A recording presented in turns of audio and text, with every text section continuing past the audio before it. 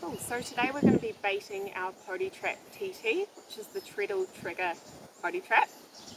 So just lift the lid off and grab your bait. So today we're using some cat and mustard bait, and this can be placed in two different areas, either on the neck of the treadle plate there, or alternatively you can put it down this hole, whatever's easiest for you.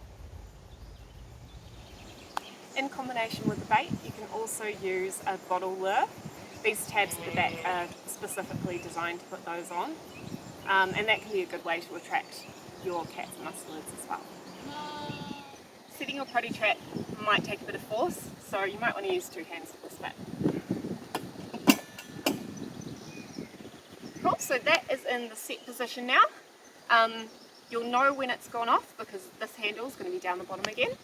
So it's very easy to check, and now we're ready to catch some predators.